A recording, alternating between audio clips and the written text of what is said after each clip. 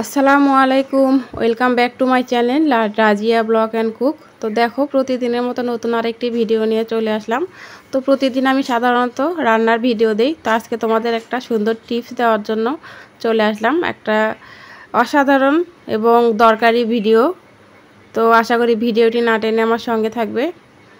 তো দেখো, এখানে দেখতে পাচ্ছ ভুঁড়ি। তো এই ভুঁড়িগুলো খুব সহজেই মাত্র 2 মিনিটে তোমরা কিভাবে এই ভুঁড়ি থেকে ময়লাগুলো পরিষ্কার করতে পারো সেই টিপস তোমাদের সঙ্গে শেয়ার করব। আশা করি তোমাদের ভালো লাগবে। যদি ভালো লাগে লাইক, কমেন্ট এবং বেশি বেশি করে শেয়ার করে দিও। তো দেখো, আমি একটা লেবু নিয়ে নিয়েছি।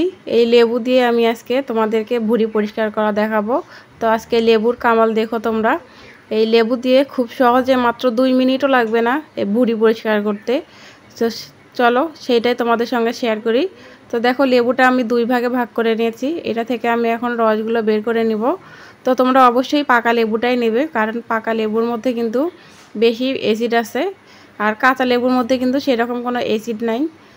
তো তোমরা অবশ্যই পাকা লেবুটাই নেওয়ার চেষ্টা করবে। তো আমি লেবু থেকে রস বের করে নিয়েছি। তো দেখো, এখানে আমি পানি গরম হইতে দিয়েছি। তো এই পাকা লেবুর রসগুলো আমি এই পানির মধ্যে দিয়ে দিব। তো যেহেতু আমার একটা ওখানে হচ্ছে ছাগলের ভুঁড়ি, তো একটা ভুঁড়ির জন্য একটা লেবুই যথেষ্ট।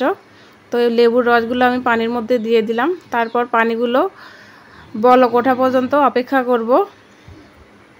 তো দেখো, পানিগুলো কিন্তু গরম হয়ে গেছে এবং বলক উঠে গেছে।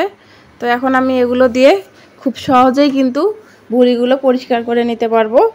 তো দেখো, আমি ছোট ছোট করে কেটে নিয়েছি, তাহলে ভুঁড়িগুলো পরিষ্কার করতে সুবিধা হবে।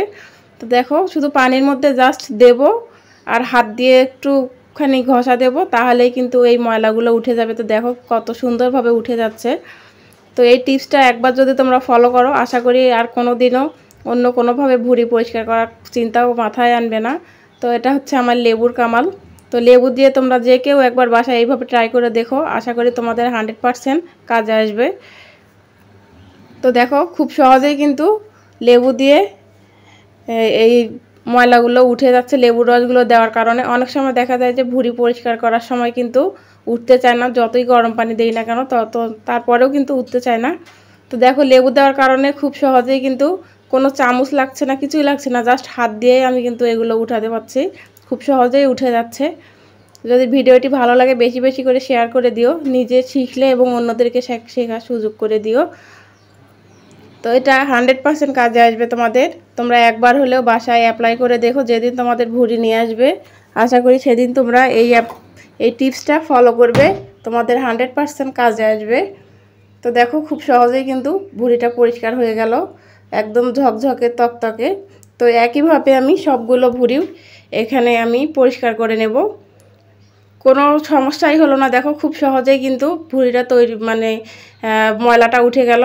তো আমরা বাহিরে এগুলো নিয়ে আসছি, রুমের মধ্যে এগুলো পরিষ্কার করা সম্ভব না, গন্ধ বের হবে। তো দেখো, লেবু দিয়ে কিন্তু খুব সহজেই আমি ভুঁড়িগুলো পরিষ্কার করে নিয়েছি, একদম ঝকঝকে তকতকে। ভিডিওটি যদি ভালো লাগে বেশি বেশি করে শেয়ার করে দিও। আর যারা নতুন ফার্স্ট টাইম আমার ভিডিও আজকে দেখছো, তারা অবশ্যই চ্যানেলটি সাবস্ক্রাইব করে পরবর্তী ভিডিও পাওয়ার জন্য অল নোটিফিকেশন অন করে রেখো, তাহলে আমি নতুন কোনো ভিডিও দেওয়ার সঙ্গে সঙ্গে পৌঁছে যাবে তোমাদের কাছে নোটিফিকেশন। তো আমি প্রতিদিনই প্রায় নিত্য নতুন কিছু না কিছু ভিডিও দেওয়ার চেষ্টা করি। যদি ভালো লাগে বেশি বেশি করে লাইক, কমেন্ট এবং শেয়ার করে দিও। তোমাদের সুন্দর সুন্দর কমেন্টগুলো পড়তে আমার ভালো লাগে, এবং সেই কমেন্ট যত বেশি বেশি কমেন্ট পাই তত বেশি বেশি করে ভিডিও দেওয়ার উৎসাহ জাগে। আজকে এই পর্যন্তই। আসসালামু আলাইকুম।